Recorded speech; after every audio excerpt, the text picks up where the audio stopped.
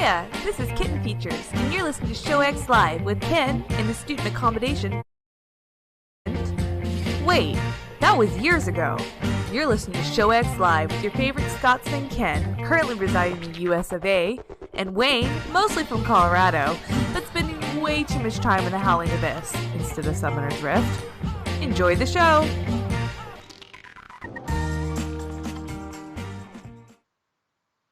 Hello, everybody, and welcome to the show. You're listening at 2 p.m. Eastern, 7 p.m. GMT on this Sunday, watching us here on Twitch, YouTube, Facebooks, and all the places out there on the interwebs.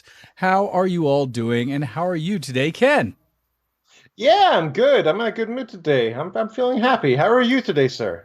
I'm actually doing very well. Have had a wonderful weekend and a great start to hopefully what will be a great week this week. So looking forward to things today.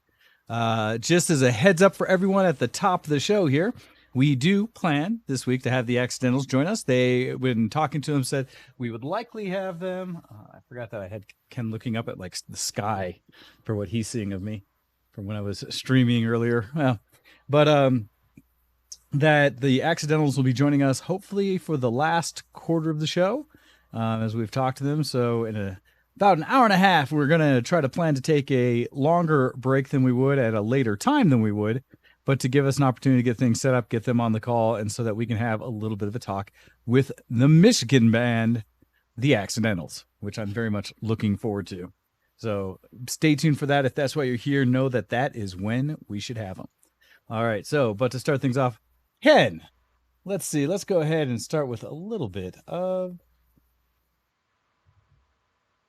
Maybe. Dysfunctional deviations. Dysfunctional deviations. See, this is what happens. I start hitting the buttons. Deviations. A dysfunctional show. No, all good. So, Ken, what have you been up to this week that hasn't been so geek? I like it when there's glitches. It makes, and I always find it funny. Like I used to panic about it, but now I'm just sort of like, oh, that's hilarious. Yeah, because you just get to hear it, where I'm the one going like, no, what's happening?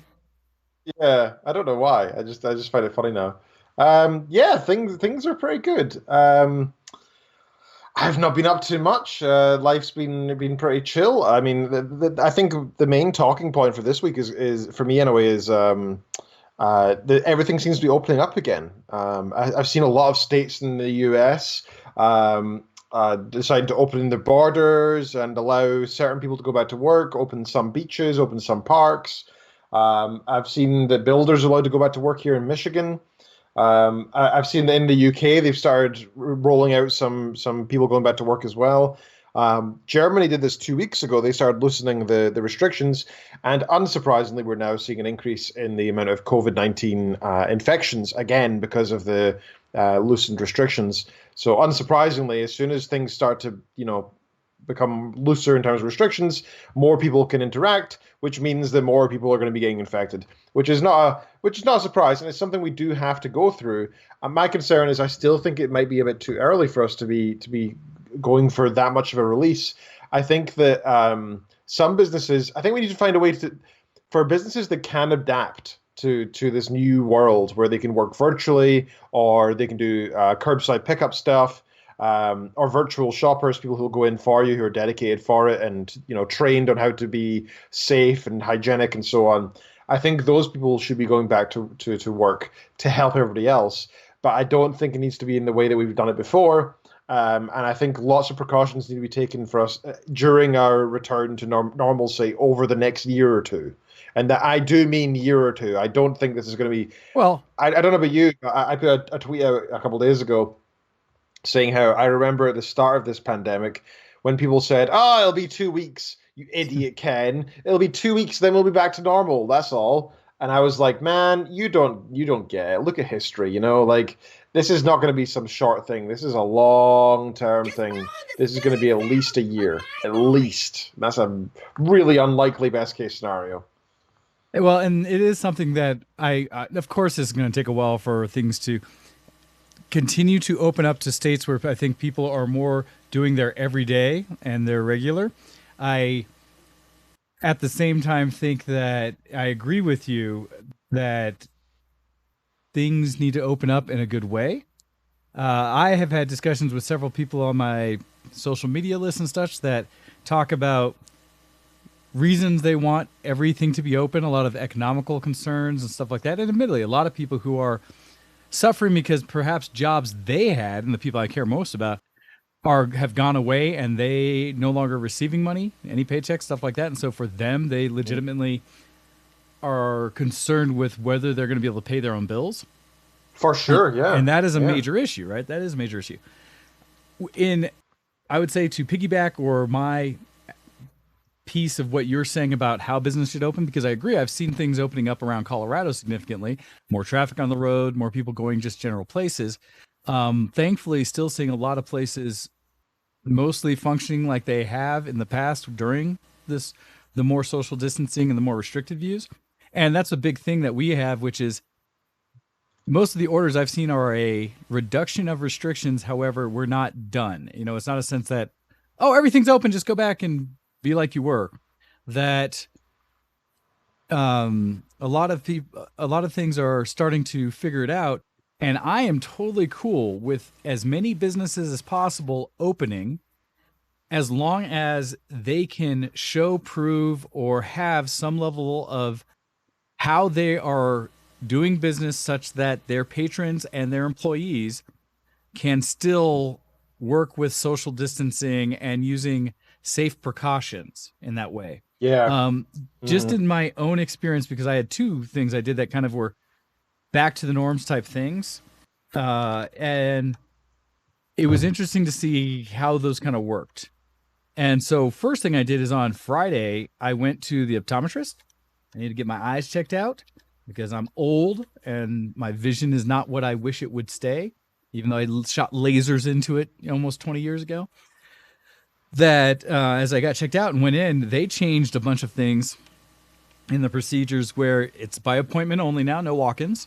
They had a setup where they would message you on via text that, when your appointment was, everything like that. They've actually had that for a while, but when you showed up, they had guidance saying stay in your car and wait. That's good. And then text them to say that you've arrived. And then they would text you back with additional information when it was time for your appointment.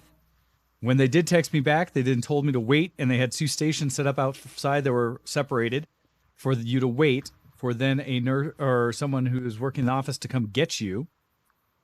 And then they would come out, get you, take you into the like the little area between the front doors and the actual office doors, ask you a questionnaire about your conditions, where you've been, where you've traveled, all those kind of things, to kind of do the general COVID release form, make sure that you've done everything correctly.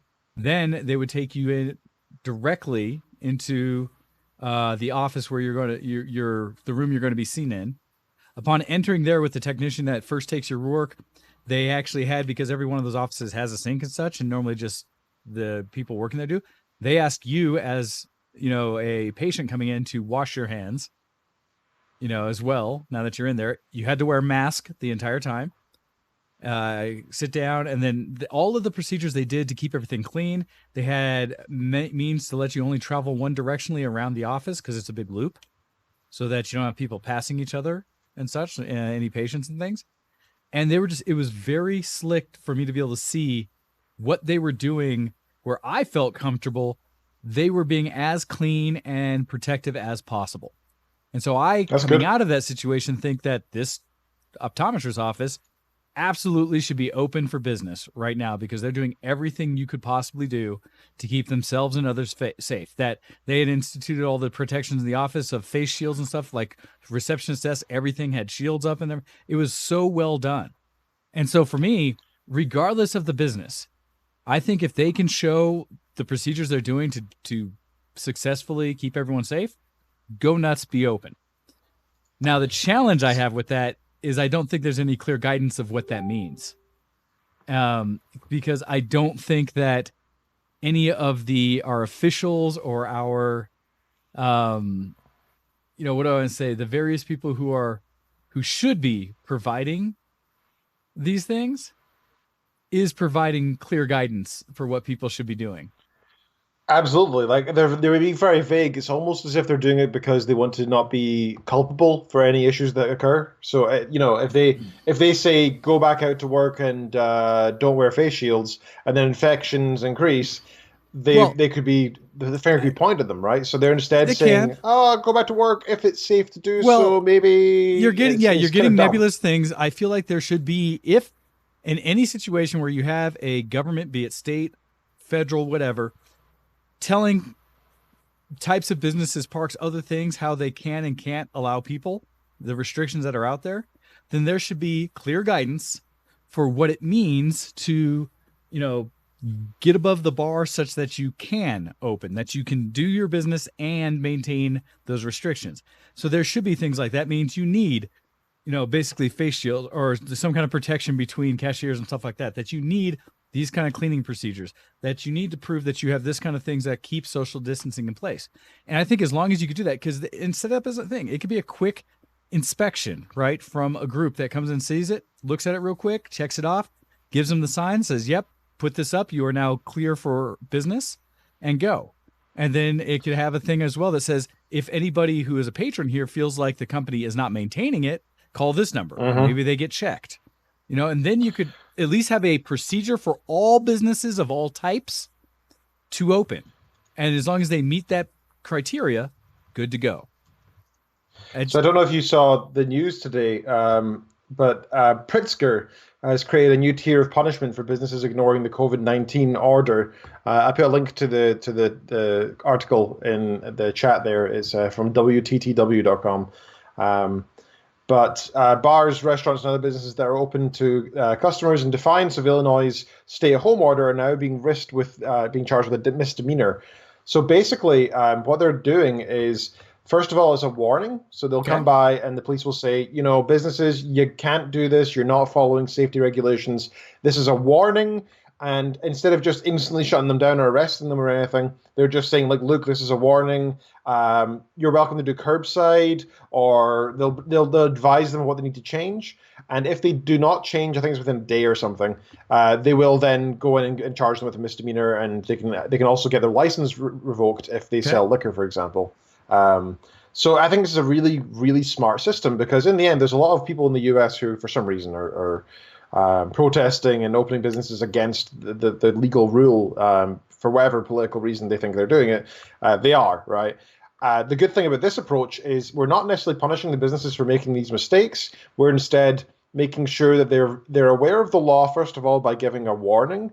And this way encourages them to move to the more safe regulation stuff where, do curbside pickup or whatever. So they can still conduct business and they can still continue as a business, but it gives them that warning instead of just an instant revoking a license or whatever. Yep. Hando says losing a liquor license is the real hand slap. Oh, absolutely. I mean, if you're a liquor store, you lose that, what do? You're boned, right? You're still paying rent, you're still paying for utilities, and you can't sell any booze. You're screwed. You can't have right? your main product. Well, when you said license, actually what's happened is, like, here in Colorado, there was a story that went around about in Colorado Springs, a business opening up early to a full opening and letting patrons inside and eating together and things like that, all without any signs of any safety precautions. And it was against the order of the governor or whoever in the local area. And they did his big defiance. A bunch of people showed up without face masks, all that stuff, because they're like, yeah, this is how we want things to be.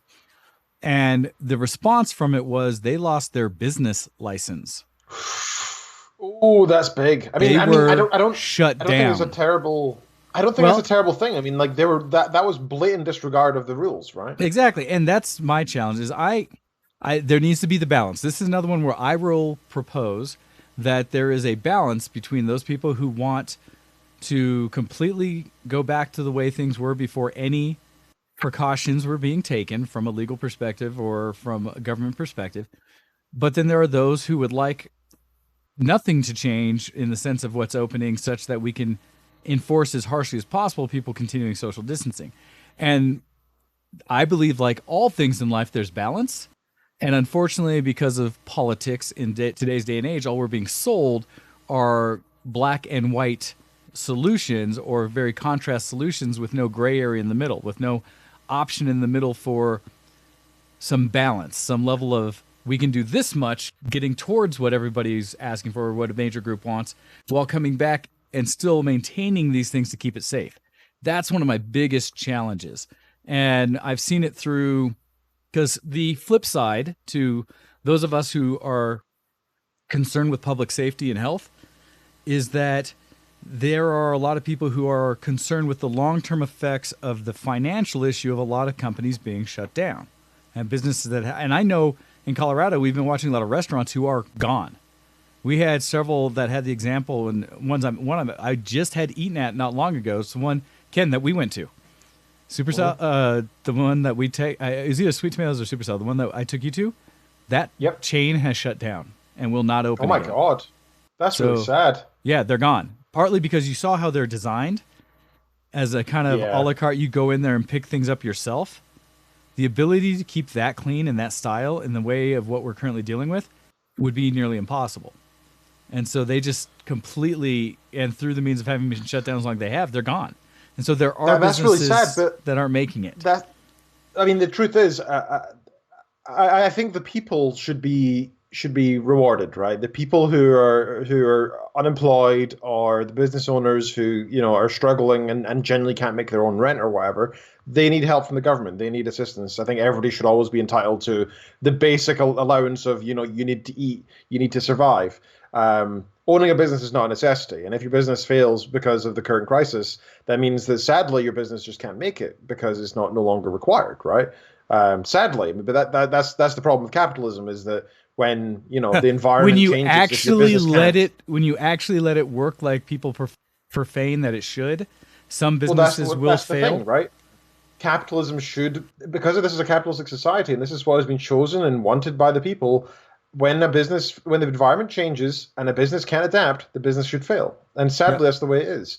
You mean like our airlines or some banks or? Yeah, the same goes with universities, right? If you can't move to online teaching, you're screwed. If you can't choose virtual researchers at home, you're screwed.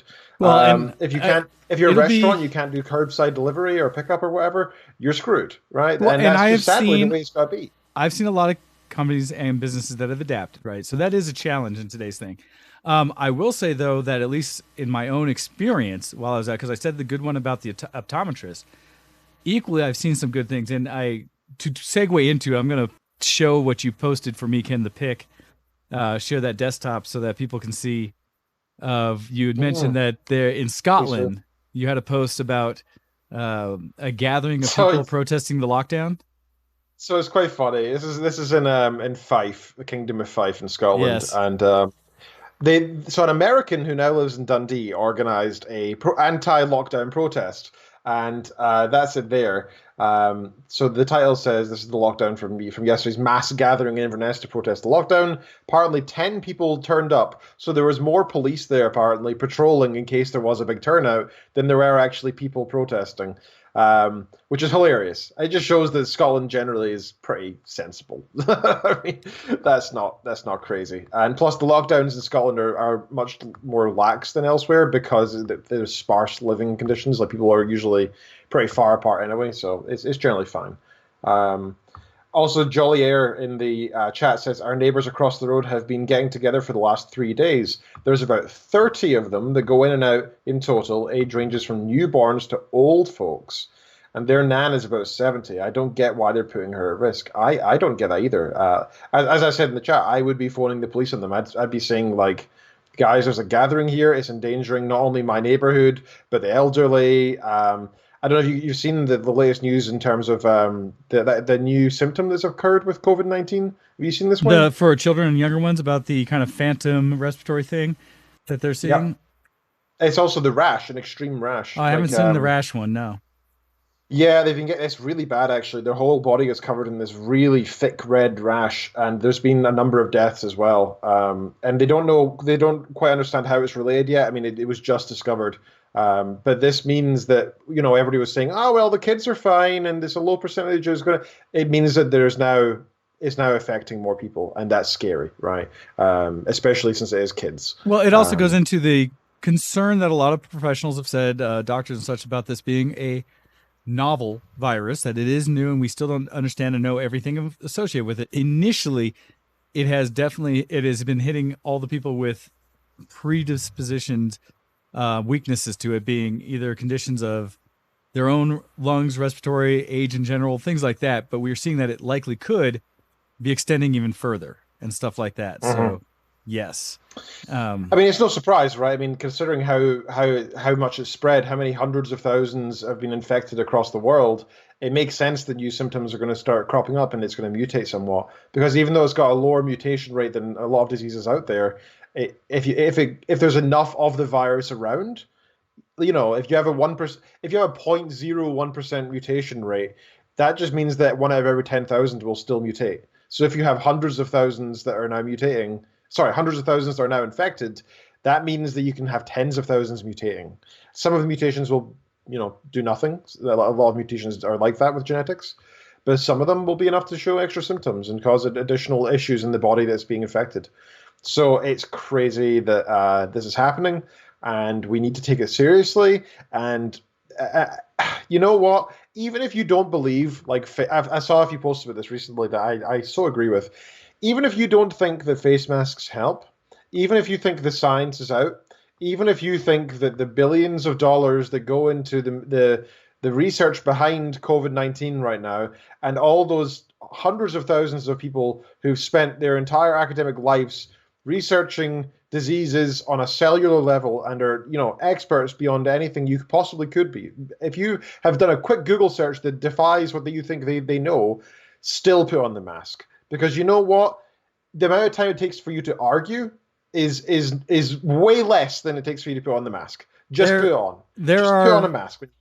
It is some of the better memes or ways people have discussed it that I've seen to reach out is the mask isn't just I'm protecting myself. It is a general opportunity throughout society to really focus on I am respecting everyone else's potential health, and thus not only am I protecting all of you for anything I may have and not know, I am also protecting myself from anything you may have that I don't know, as well as the people I'm going to come into contact with or without a mask in my own life, in my own house, and things like that.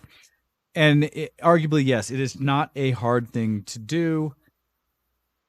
I understand for some people, they see it as a sign of repression. There's a lot of discussion I've also seen that says, if you think that wearing a mask is somehow hindering your rights, and then they often show examples of people in the past truly having their rights taken away, everything from racial things to gender things to stuff like that. Right. And it's kind of as this level of balance to understand what you're really being asked to do compared to what people are profaning that they are, the inconveniences they're suffering that they believe are somehow actual taking away or somehow restricting their rights. And I've seen that misconception, I think, pushed throughout over and over, which is the thing about like how people, what do I want to say with this? Oh, how people are saying that the government is taking away rights. In reality, they're putting out restrictions and suggestions and things like that, because there have been very few things personally that I've truly been unable to do. I've seen people go so far as misconstrue saying, well, you can't even go outside. It's like, you can go outside and you have been able to since the day it started. What they're advising is to really check what it is you're trying to do each day, where you're trying to go, what you're trying to do, and limit it to the things you really need to do. Absolutely. As kind of a thing. But no one at any point said you can't go to these places. That's an interesting point, right? People are talking about freedom. You have the freedom to go out without a mask. Those stores that you want to go into, they have the freedom to reject your entry based on the fact you don't have a mask. They have the freedom of your choice. Freedom does not entitle you to go anywhere. That is not the case. They own that property. They do not have to let you in. And that's what freedom is. Freedom doesn't mean that you have ultimate freedom over everybody else's. It means that yours is equal to theirs. So that owner of that business has decided to keep you out without a mask. That's their freedom. That's literally what freedom is about. And when people say their freedom is being repressed because of it, it's like, no, it's the complete opposite. This is literally because of your freedom that you are getting told not to go in there, right? Yeah, absolutely. Well, because like another example for me, that was a good example. And actually today, I will say, from my perspective, I have a lot of positivity to put into what I witnessed myself. There's still those handfuls. There's still people that I can tell don't have as wide a view as I would like to see for others in life. That you can tell they are focused on their perspective of the world. Thank you, Earth. Actually, that's one I was going to bring up.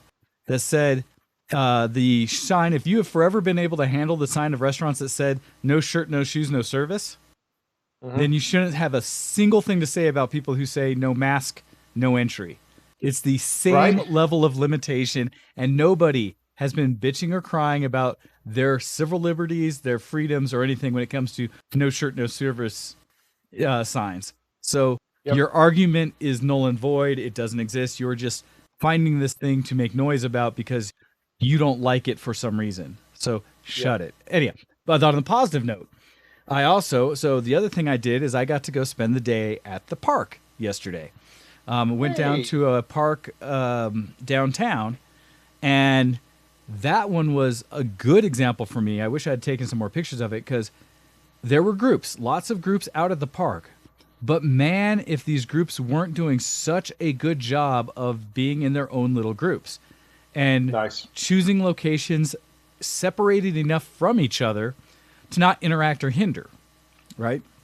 And so I was there with my one social distancing partner that I've been running around with, and we just enjoyed the day, like a long time. Nice. But to go out to, we also went to grab some snacks and food at a Trader Joe's, at a shopping supermarket, basically, before going. And man, their procedures, walking up, everybody's distance, 6 feet apart, to come in, person at the front directing it. And they went steps and beyond, because admittedly, Trader Joe's is kind of that place you go when you're all natural, almost yuppie kind of feel. But guy out front telling everybody what the rules were and saying, hey, even if you're only grabbing one or two things, we ask that everybody take a cart, because having a cart helps with social distancing and awareness of what your space is. They've all been cleaned before you get there. They mentioned that normally Trader Joe's is really big about letting people bring your own bags and stuff because they don't like reusable bags. Or I mean, they like reusable bags. They don't like one-use bags, plastic bag stuff. And so they don't have those. But they have, in this time, they are now offering some paper bags that people need. But they also said, hey, because we had backpacks on, carrying the stuff we were going to throw it in there. You have backpacks. Normally, they let people just fill up their backpacks and then check out with it. They said, take the cart, put in the cart. We're not going to let you do anything to your backpack until you leave the store. And they had a table set up outside near the cart return where the people like us who were walking could just go and then load our backpacks up and then return the cart where they're washing them and move on. They had so many good procedures in there. They also, because it was warmer out, they were offering sunscreen and they had the spray stuff. Oh, that's They were nice. also, there's a gentleman over there. If you have any conditions, stuff like that, if you're older, let us know. We also have umbrellas. It's a little hot and sunny out there. We're happy to give you an umbrella to hold to, keep in the shade. It was kind of remarkable to what steps this company has gone. You know what? That were above and beyond. Absolutely. I mean, capitalism still shines through with that one good thing where, a business that cares about people like that makes me want to go to them. Was that Trader Joe's you said? Yeah. I want to reward them with my money now. Good for them. I want to give a shout out to a few people in the chat because we've had some interesting chat going on there.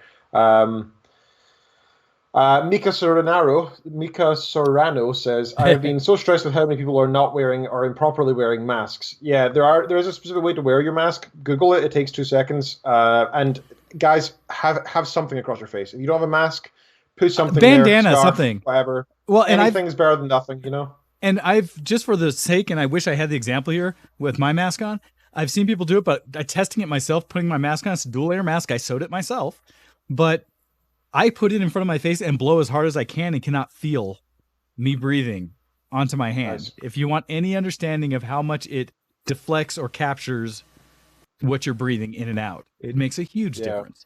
And for all of my naysayers who are like, they don't do anything at a microbial level, but it's like, yes, but those microbials are being carried on by particulates. The wind, Well, not just by the wind, but on particulates. Like the things that are carrying the virus are bigger than your mask. Well, the virus itself may not be. And that's one of the scientific things that people who are naysayers try to throw in there and miss the point of. Jollier in the chat says, the shopping carts are meant to be used as a blunt weapon for people who don't cover their mouth when they cough. Well, I also have to give a shout out to everybody who's dealing with allergy season or is like, because I suffer this one, Ken, talking for too long without having a beverage with me or something. And I happened to be at the optometrist. talk, and I felt the dry little thing in the throat, like, oh man, it's that thing now with a socially faux pas so bad that as I'm talking, I feel it going the scratch. I was like, I'm gonna cough, and people are gonna look at me, and so it's me trying to fight it down, or wait till I got back somewhere. I was like, sorry, my throat's about to get scratchy. I'm gonna cough, and then coughing in the arm kind of thing, and just kind of let it go. Okay, good, I'm good. Let's go. And so I've had that challenge. People who get cold right now, yeah. Oh, anyone who's suffering that is not, virus related has got to just. It is unfortunate. But like I said, I want to throw out those positivities. People are great at the park. People are being active, doing stuff. Even having to go to the restroom at the point, the porta john kind of thing, and people just up front were social distanced. Boom, boom, boom. Awesome. Taking their turns to go into the porta potty. Outside there was a wash station with a bar of soap, and where you you foot pumped the wash with towels and thing.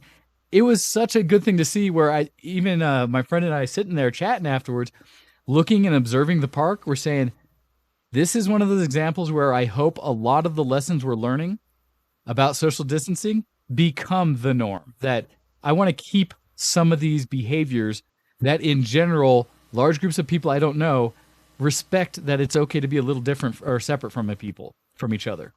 I hope that maintains, because I think that has been a good thing to see. Absolutely.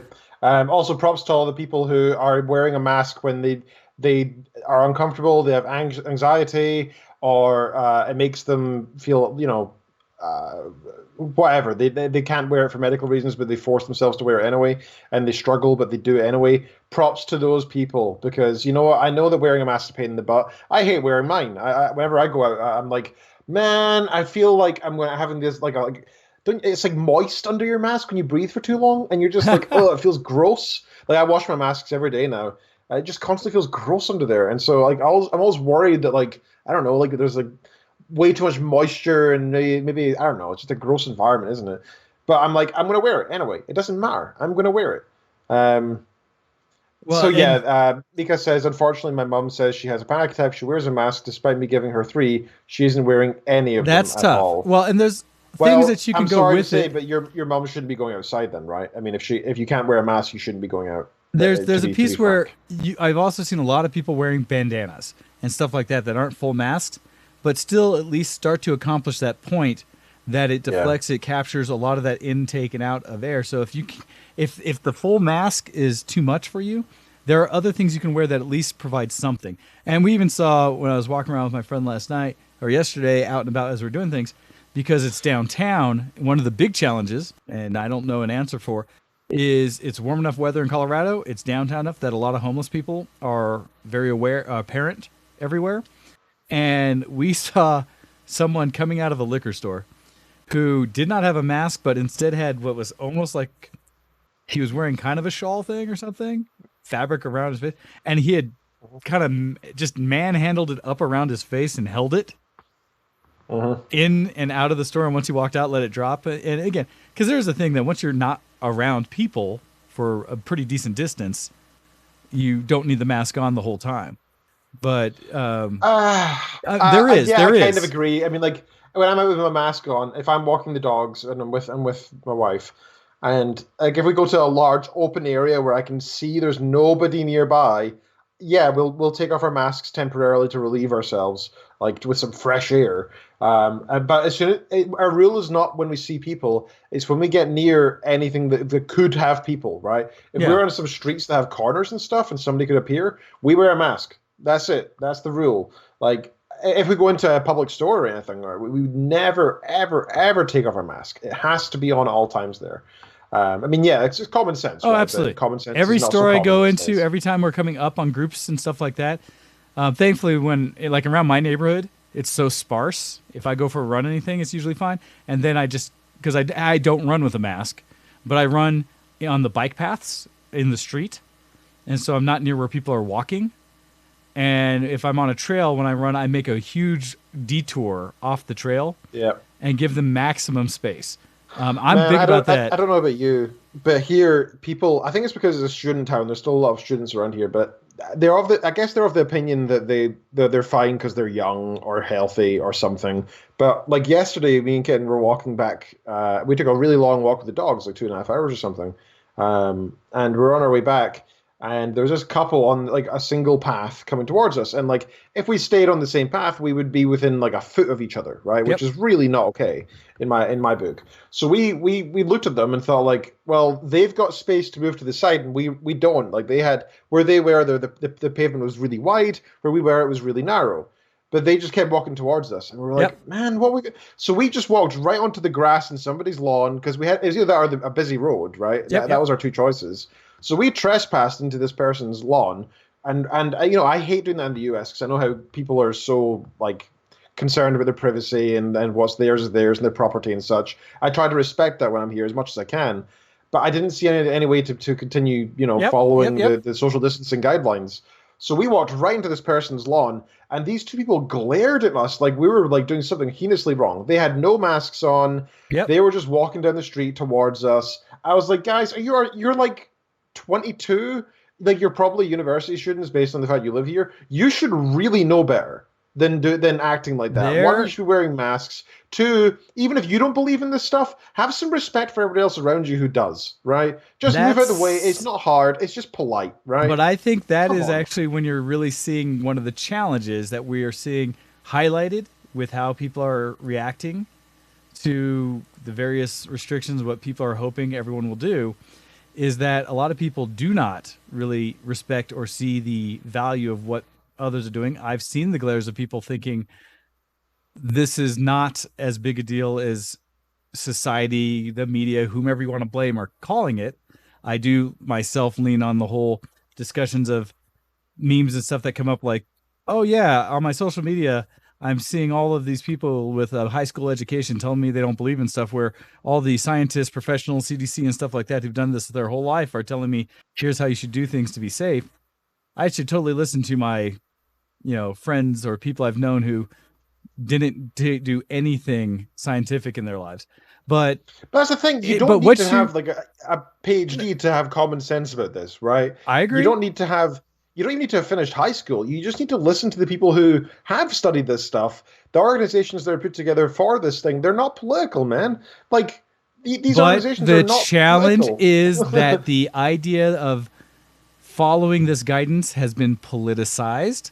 And so, yes, while these organizations aren't, there are people who have pressed a message that states that has thrown doubt into science. And we do realize that, at least in the United States, where I can speak directly to seeing it and the media here, there are specific groups for a purpose, I would argue, of maintaining power and position, are pressing a false narrative that organizations that are looking out for the public health are not, that they are doing things as a means to attack them, when really it's just a reflection of those groups not doing what was in the best interest of society and people's lives, but was in the best interest of wealthy individuals.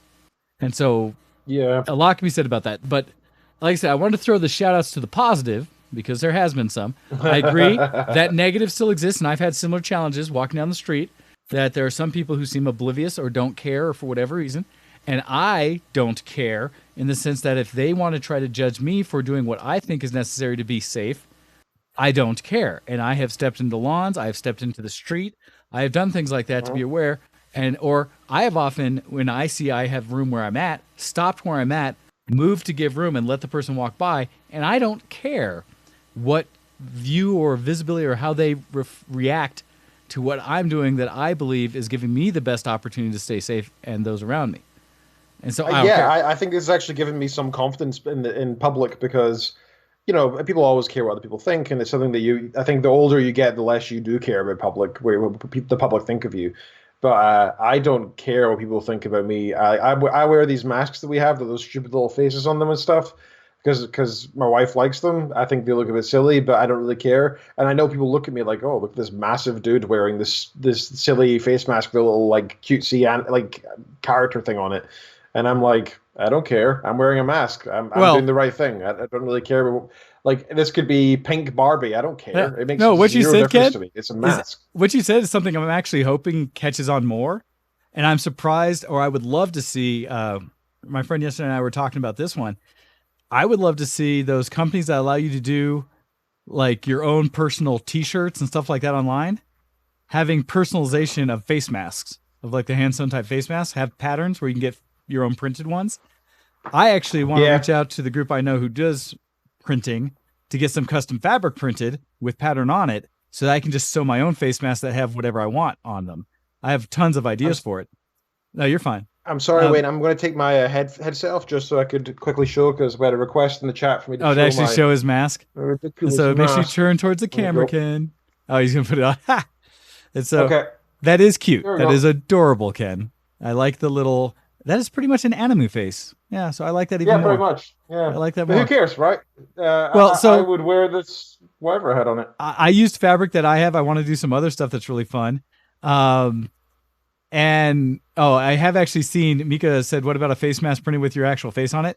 There was a story of a gentleman who did that had like a big crazy mustache / beard on the mask he was wearing. And then he took it off, and it was basically his same mustache and beard.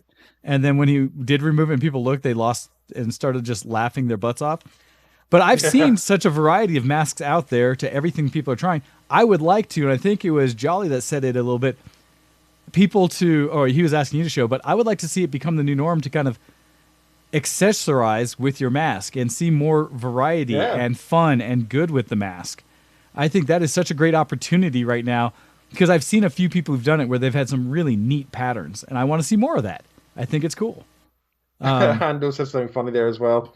I heard one make a mask that had genitals on it, and you noticed the woman would call you out for being too close. That was her proximity detector. You can tell what's on the mask. Funny. If you could actually see what's on it. If you can read this, you're too close to me. Yeah, that's a good idea. Yeah. But you're completely right, Wayne. I think in terms of fashion, now is the time for this to become fashionable, and us to try and do what we can to make it more enjoyable. Because you know what? Wearing a mask, nobody really likes doing it. It hurts your ears. It can be like I'm already uncomfortable because I need to send you guys more of, because I've been, or if you can sew yourself the little fabric strip with buttons on the end, so that you can put it behind your head instead of going around your ears. You go around that button piece on the back. I 3D printed a bunch. I mentioned before that I sent a bunch to my sister for her hospital, so that it's just a comfort thing. I have one for that I've given to friends of mine around here, because I can print a strip of 7 of them on a single print, and it takes like an hour or two. And so I have Serona calls them extenders. Is that right? Yeah, essentially. But it just means that instead of putting the loop of the mask around your ears, you put it around a comfort strap or something behind your head, and you can wear it much longer, much more comfortable. And it's super easy to make them. There's a ton of things online saying how you could. If you have long enough straps, you could literally just use a hair clip or something behind your head to match it so it's not around your ears. Because yes, it would absolutely be uncomfortable to have your ears hit the whole time. And so there are ways to do that. But I also say it because I know a lot of nurses, and they're wearing all that gear all damn day, every day. So nobody has a place to complain. Absolutely. I find it really comfortable if I put my headphones on like I have right now with these underneath it, because this is actually too small for my head. I have quite a large head. So I find if I put my headphones on, it like double enforces where they stay, and it doesn't hurt my ears anymore. Otherwise, in fact, let me just show you again. I can't hear you, I'm afraid, Mr. Wayne. But you'll see that when I have on like this, my ears get pulled forward like an elf. It becomes very Yoda. So it doesn't quite fit me. But you would be a prime candidate for an extender of some sort. I think so. All right. So that's what I wanted to bring up when it came to what I've been doing that hasn't been geek and stuff like that. I had one other thing I wanted to bring up, if that's all right, sir. Yep. It's in the news this week, and it's actually from today. This is from Politico. It was just basically a discussion on Congress and the next relief bill. So I saw that the House, I think, has passed a bill which would give everybody, I think it was $2,000 or something.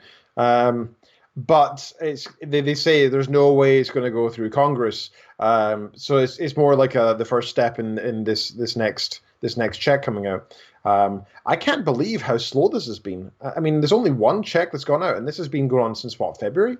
This is crazy. Remember, how are people surviving? There must be people starving from this. So there are discussions about the politics around this as well, that where other countries have done things like given a set amount of money for a period of anywhere up as high as I've seen 4 months or so of stimulus to individuals so that they continue to pay their bills, which admittedly, in my opinion, tends to better stimulate the overall economy because you have people still purchasing versus just handing taxpayer money out where politicians choose. And I still think that's the best option for the United States. That, they did the thing for optics of we sent some money out with an unfortunate amount going to corporations in the United States, and then a pittance going out to individuals, and even higher or smaller pittance to people like myself who are like, yay, okay, whatever. Now I'm fortunate. I'm still getting paid and stuff like that. I'm okay. But for those people who have it, one of the things they were trying to get, but because, again, our federal response has not provided any true guidance, what would have helped otherwise is rent relief, mortgage relief, basically taking those same terms you had, but just extending it to say we're not going to ask for it for a few months. You're still going to owe and this and that. And we're also not going to retroactively just make you pay it all after 3 months, that it's going to be just like push it and then continue the process. That those kind of measures would have helped individuals more than anything. But again, the U.S. wasn't about that. They were still trying to press a narrative at a political level saying, this isn't going to be a big deal. It's not going to last long. We're going to get everything back going so quick it won't matter. And so because they didn't plan for the truth of this lasting for an extended period of time, that optics stimulus bill we got really didn't do much.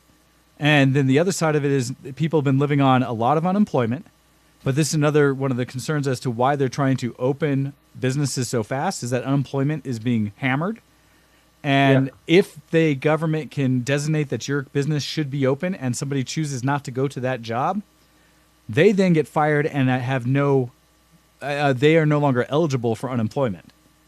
And so they're sticking people into catch-22 situations where even though that business hasn't proven they can do it safely, if you as an employee doesn't go back, you're not going to get any unemployment because you quit at that point versus being fired. And so there's a lot of nuance to discussions about the money beside this. But what's really interesting is that this is a very American issue because, like you're saying, you look at the other countries, and it's just it's not politicized. It's just a case of people need to survive. Let's ensure that happens. It doesn't really matter how, and it's not a political issue. It's just a bare minimum of humanity, right? Minus the UK to a degree, because come on now. Problem is the UK follows America on a lot of steps. I think the UK is a bit too close to the US. Yeah, and your leadership there has been, Boris or whatever, has been saying ridiculous things. Oh, he's a moron. Yeah. Yep. But Scotland has been very good. Nicola Sturgeon, the leader of Scotland, has been fantastic. She's been, even when Bojo's been loosening the restrictions across England, the same day Nicola Sturgeon made an announcement saying, we are not reducing our restrictions, regardless of what Britain is saying. Do not go out back to work. Do not go and do these things. You must socially distance because we're not dumb. It was so ridiculous. Anyhow, all right. Anything else, Ken, that you've been up to you wanted to bring up? Because we're going to talk through what would normally be our break time is we're going to prep for when the accidentals join us at about the hour and a half mark for the show. Because I do want to bring up some of the stuff I have done that's Geek this week. That's been kind of nice and about. Sure. Yeah. Let's talk about Geek. Let's do that. Cool. In that case, let me hit the thing and bring us over with. As I wake Winamp back up to do things. I'm a geek. Are you a geek? Geek Cred, level up! So, a little bit of geek this week. So, I wanted to bring up some of the other things I've been doing that have been a little bit geeky, and I'll try to keep it short because I actually have some news I'd like to talk about too. Big ones that I've been doing that's been in the house and keeping me from going nuts and out in the world. Got hit up by a friend to do some photo restoration. Essentially, I have a scanner. They had old photos. Friend of mine, unfortunately, his father had passed away, but had a bunch of family photos. So I took some time to digitize some 40 photos or so and do a little bit of photo restoration with those. So I did that. That was good. I also got out and in the blitz of trying to do a bunch of things, drop off the photos and do stuff like that. I finally met up with my friend who owns Zenocat to help her fix her 3D printer. because she had done the whole thing, got out of Prusa Mark III, awesome printer, but it got jammed, and said, "Here's how you'd fix it." And she couldn't. I finally went, checked it out, and man, if those Prusa printers aren't put together in a way that is great when everything's working great, but a pain in the butt when they're not. Because I had to take where like my printers may take 2 bolts and a slide to get most things out of it. Her printer took like 10 bolts to come apart to get the hot end out. And I mean, once I knew it was and I got it fixed, I fixed it. But it took me a while, having not worked with that printer, to go, I could probably do it much faster now. But man, taking that opportunity where we were hanging out, I also got to share in her trade. She makes silicone products for people who desire them. And that's very ambiguous, sir. That's I got to witness. Way of saying it. I've talked about it in the past, but this is a guest show. But I got to witness the process and the artisan aspect of it, of mixing colors, making different types of, using the different shapes and things like that, and pouring all the silicone. Is really cool. And she talked me through a bunch of stuff and how with her products, she actually ensures they're highest quality. Puts them in a vacuum chamber to pulls all the air out and stuff like that. So it's as consistent a product as you could hope. It was really neat. It was a really neat process. So I learned a little bit as well.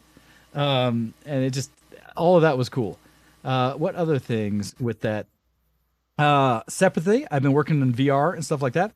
I actually have, and this is going to be silly to some, an old Kinect 360 sensor sitting on my monitor up here now. Hey, you say it's old, but to me that technology is still super unused. Like the amount of stuff that that thing can do is crazy cool. Well, and with detecting in 3D is really important. Yeah. With that, one of the cool things is I am repurposing it based on some things I'd seen in the past, and it was a discussion that came on about motion body tracking. And in the body tracking, people have these elaborate rigs they use with like their VR Vives that they put sensors on their feet, their hips, stuff like that, that allows the system to understand where your whole skeletal body is. Well, I have found, and I saw it way back in the past, that people have repurposed the Kinect, because that's the whole point of the Kinect sensor, was to body track. And they're adding that tracking of the body into VR so that if you already have one that works and hooks up to the PC, you can 3D track your entire body and put it into the game so that your avatar can move all its limbs. And so I started playing with that and kind of got it to work in VR chat.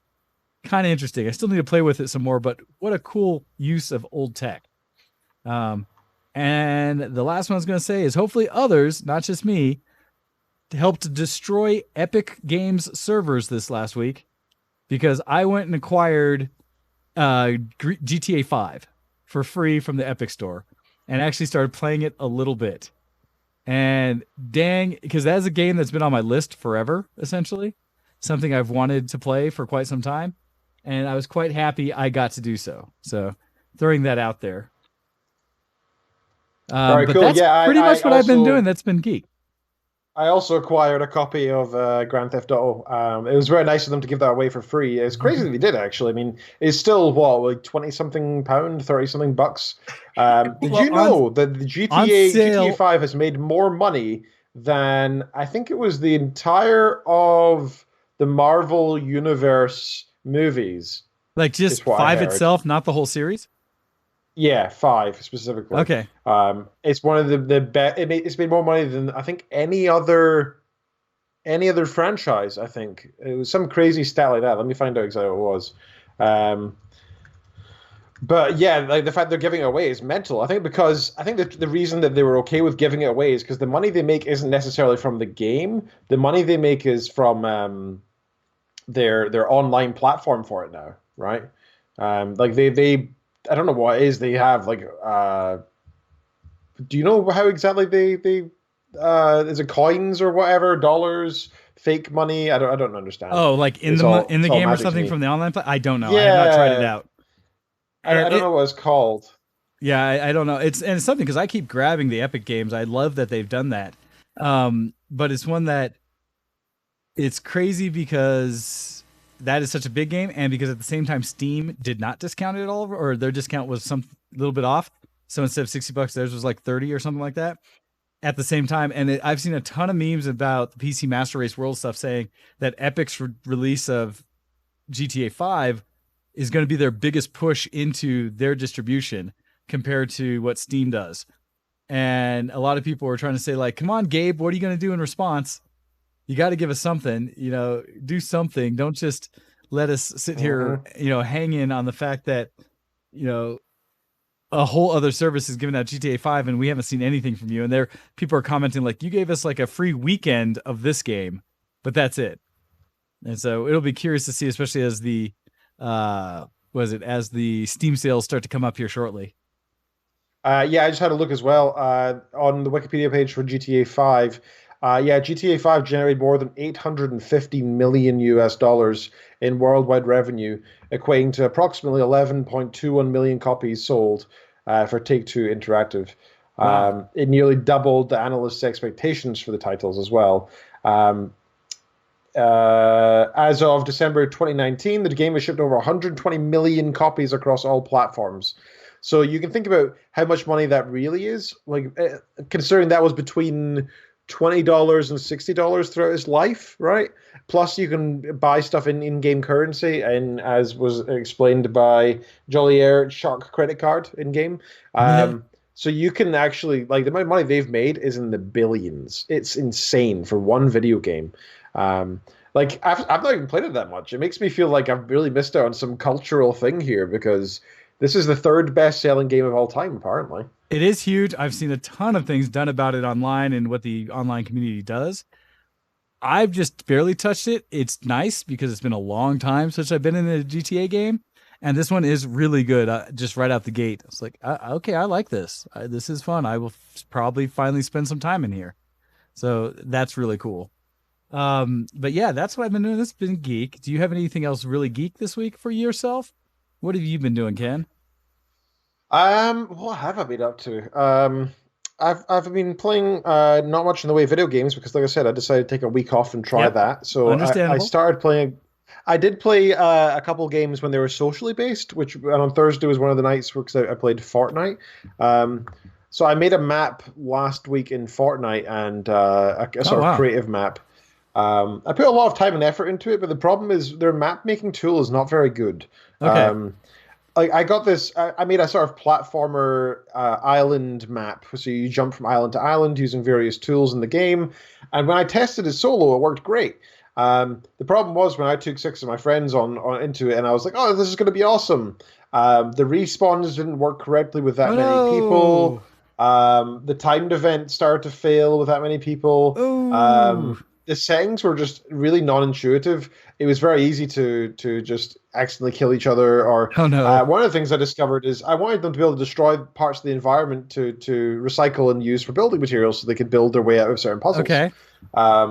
But it seems like you can only do a blanket on or off for destroy things. Oh, so they can destroy you can't anything. Gotcha. So you can't set certain things as being good and other things as not. Which was really irritating. And what was even worse is because it was a floating island map, the way that the Fortnite creative mode works, and the rule for the real game as well, is that if something is floating and not touching the ground, and something on it is destroyed, the whole thing it checks if it's attached to the ground anymore. If it's not attached to the ground, it destroys everything there. So I'd have like a bunch of these houses or puzzle areas that I carefully constructed.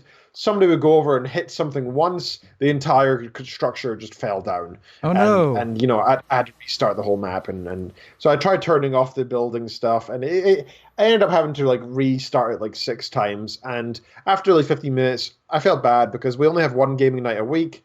And even though I put a few hours into making this map that I wanted to be cool and fun for everybody, I can't test it properly solo because, like I said, there were some issues that only occurred when you had more than 4 players, for example. So I just I gave up and deleted the map. It's gone. That is a challenge, sir. That is a challenge. Irritated about that. Yeah. I finished my The Culture series, Ian M. Banks's novels, The Culture. Nice. Which I'm very sad about. Really, really very sad because I love that series, man. It was so good. If anyone is looking for a sci-fi series to get into, or even if you don't think you like sci-fi, try listening to the audiobook of this stuff, the Culture series by Ian M. Banks. Beautiful, beautiful work. And I'm definitely going to reread this series. I think it's probably my favorite books of all time. Wow, that's saying a lot. And I read a lot. These were special. The universe he described, and man, I want to live there. Like if I had the choice to move there, I totally would. If I could freeze myself and wake up in that universe, I would, because that's the way I think life should be. Like that level of technology, our understanding of the universe, even the religion, if you can call it that they have. It seems like you can kind of transcend into this. It's not like a heaven per se. It's you go into the other dimensions. So you're no longer a three-dimensional creature. You become multi-dimensional, and you become basically a godlike creature. And you also gain a ridiculous amount of knowledge by doing this.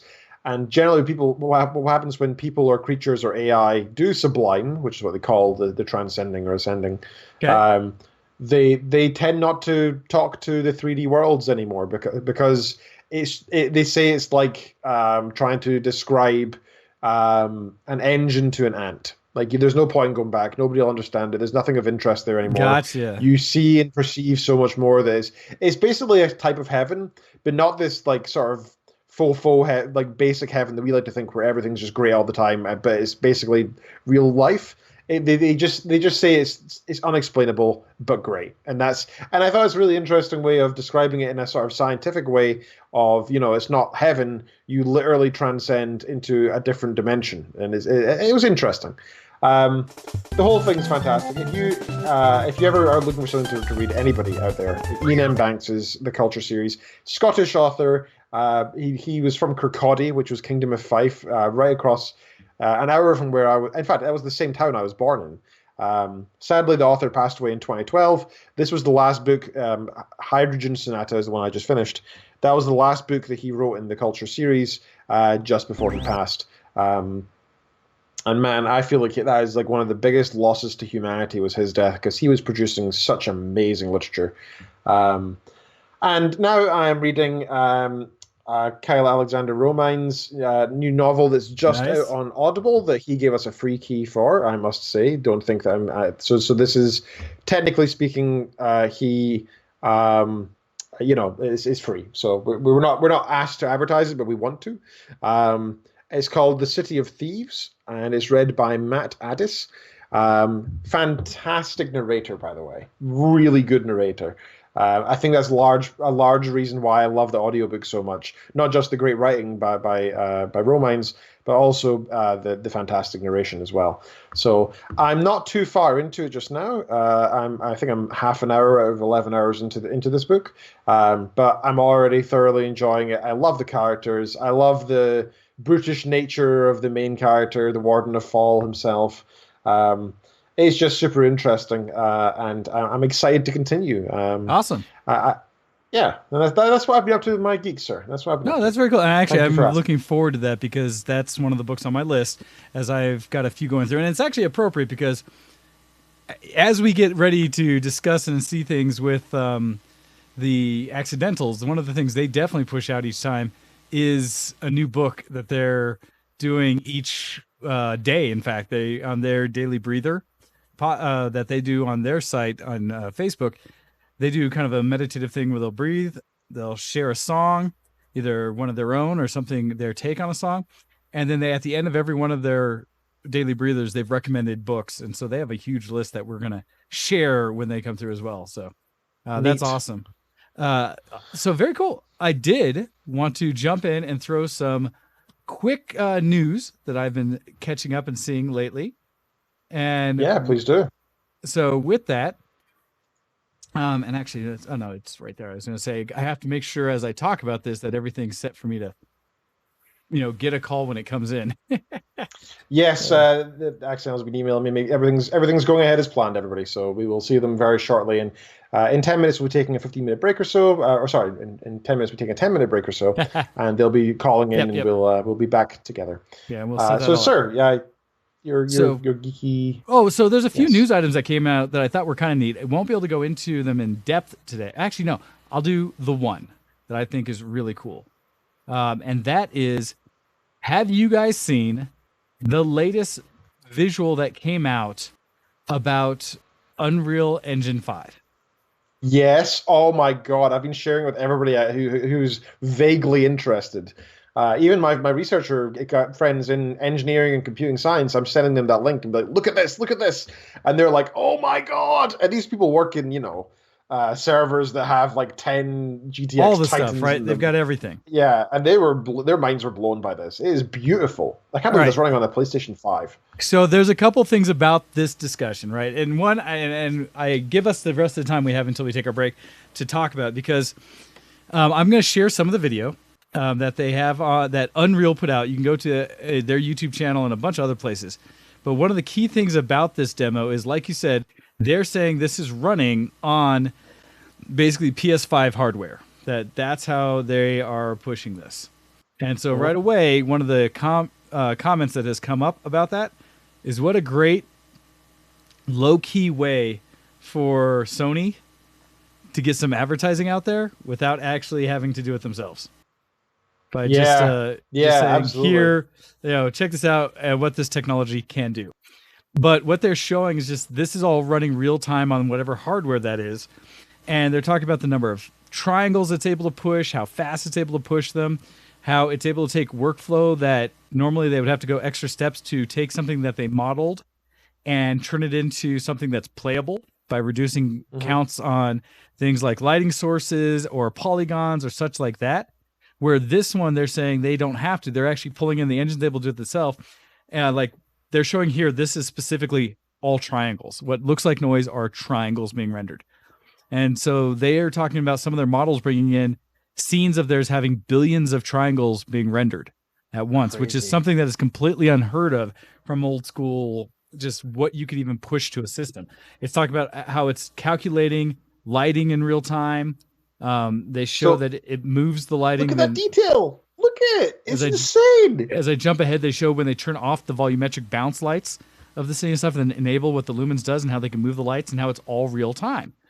Part of the discussion about this, as I talk about it, feel free to fight with me, people, is that the engine, Unreal Engine, and I don't know if this is a specific game that is supposed to be made on the engine, or if this is what Unreal often does, where they just showcase what a game could look like if it used the engine. Because I heard somebody tell me it was Lara Croft, and I was like, I don't think not. Lara Croft tends to use magic. No, it's not. That's it. It's a whole different world. And that's where because I haven't seen anything tied to it that says this is an actual project, it may just be internal to Unreal saying that this is what they're going to, what their engine can do. They've done it a ton of times. Yes, it looks like a Tomb Raider, but it absolutely is not. And no, you'll see towards the end that it is. Well, but they're showing the lighting, they're showing a bunch of the things about the texturing and things like that. They showed like the bats in this scene are actually a calculated cloud of random that they use, and then they just put those textures around it. The water being modeled, again, all the lighting, the physics of rocks and stuff moving. They said there's some AI in the bats that are actually aware of each other. So when they fly, they actually intentionally think about where each other are when they're flying, like an actual flock or a swarm. Yep. Which is really neat. Yeah, and so they have, it's great because one of the ways to optimize is they treat them like particles in the way they render where they're going, and then as they actually do the graphics, they add the bats. It's a ton of cool stuff in the engine. Big part of it's the lighting. They're talking about the physics engine here and how the rocks are all being modeled 100% physics coming down. I'm trying to think some of the other key things, the cloth, everything like that. They talk about some of the animation pieces where they do some things that allow where she's placing her feet and hands are not necessarily pre-scripted. They have an AI in there that allows it to say this is where these pieces should go based on what activity the character's producing and against what body, what landmark and stuff like that. So a lot of things that just say it's going to take away those, in my opinion, efforts that developers have to do to make their game look better. It's going to make it automatic. And so if these developers use these tools that are being provided, they will just get essentially for free higher quality out of it. And some of the transitions, a big one in here that they show, they're going to show the particle scene again with the bugs that are all moving around. They're showing the lighting system with a now introduced dynamic light that is on the character. And so they show that the beetles essentially are moving based on that kind of swarm mentality again that they used for the flocks of the bats, and that everything, including the metal and stuff, reacts to the light appropriately. And they're also escaping the light. You can see them trying to run away from it. They're running away. But also when they showcase is that the dynamic environment can change where if the geometry changed, so that global light was still out there. They just opened holes in the ceiling real time, and now that lighting changed throughout the scene because of it. They show that this model of the statue in the front by itself has some millions of triangles in it, and that they didn't normally they would have to take that through and re-render it to a lower quality model. This they just bring in directly to the engine. Same thing going into the next model. They say they have 500 examples of that same statue, all in the same room, to a total of over 16 billion triangles and such. So it's just saying that it's the engine's able to handle the scale of this in real time, which is really impressive. And they talk, jumping ahead a little bit, they show that she comes up to this platform, hits a key on it, opens it up, and in doing so, it changes the lighting scene of the whole thing, opens up the light so you can see all of those statues. And as she goes out of it, they're saying it doesn't just happen internally, that this kind of technology also works in the open world with the lighting, the rendering of stuff. And they do this amazing scene at the end that admittedly this scene seems pre-rendered or real-time rendering, but something you wouldn't control if it was a game.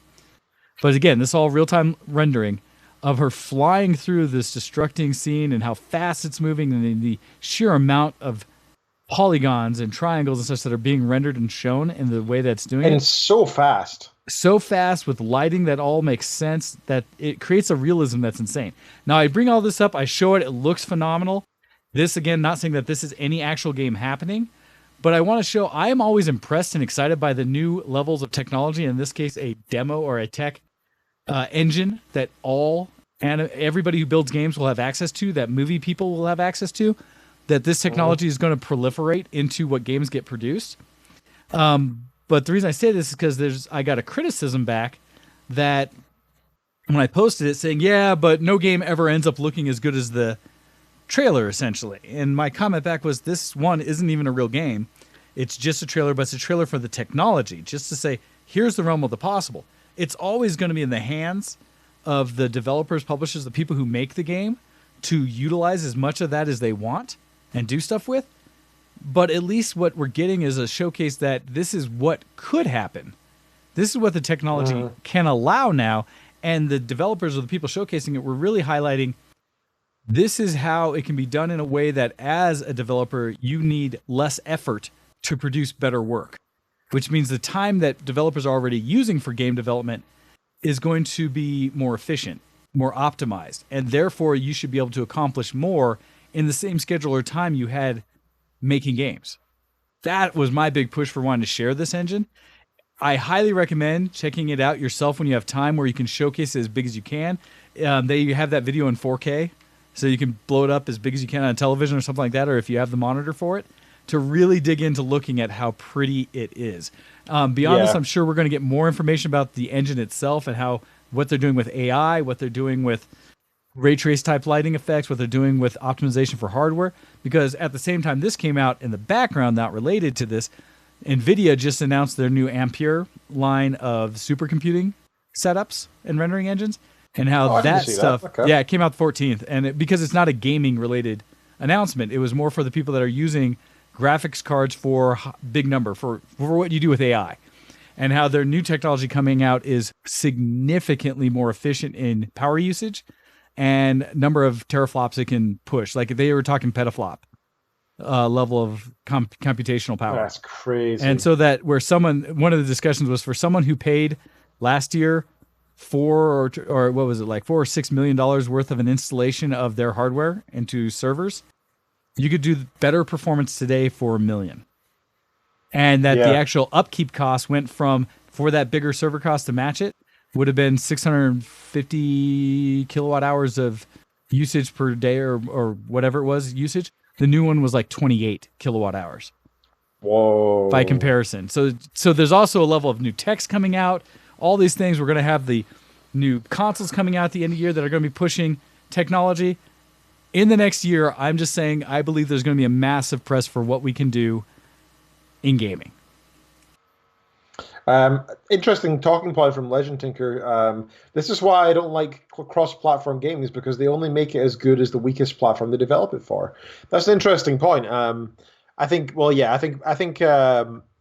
I don't necessarily agree, because generally speaking, it's not as if games are released with no settings, right? You can save low quality, high quality. I have always said this. Yeah, I've always said this, that Right. you could just use the same concept and you could optimize. It's PC realm. We've had it forever. Minimum specs, recommended specs, and the specs that will give you the best, right? Yeah. So if you build an engine, and these engines often can do better job scaling it now, that you optimize it for the minimum specs, saying this is playable on a Switch, on a PS5, on whatever system, right? But it's the minimum spec, same game, minimum spec. But we also include the technology so that you have a newer console, you have a PS5, you have a new Xbox Series X, that you get the recommended specs or the middle ground, and then you have tens of thousands of dollars to throw at a problem, and you built this stupid level of PC gamer.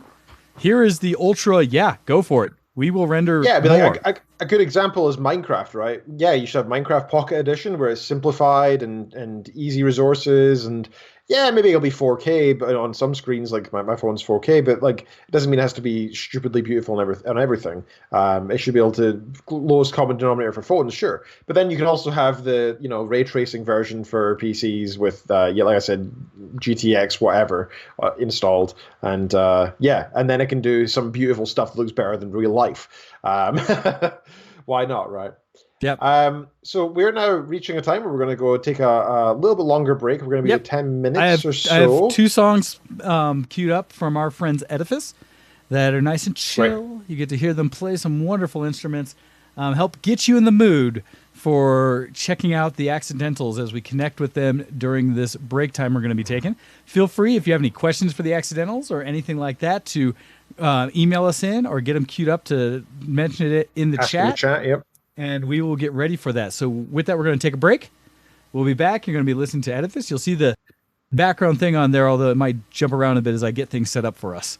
So, all right, with that, you're listening or watching ShowX here on Twitch, YouTube, Facebook, and everywhere else. And we will be back with you just after this.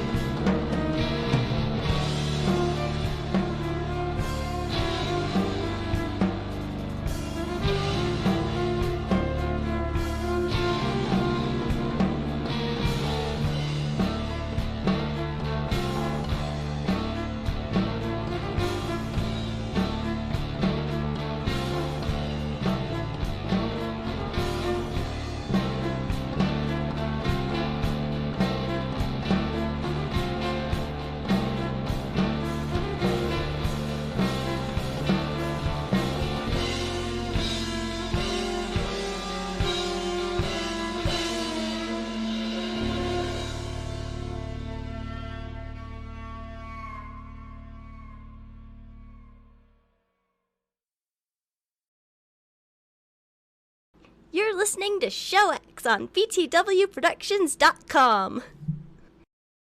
Hey, everybody, and welcome back to the show. Let's see if I kick this off. Yes! Look, we're all here and on.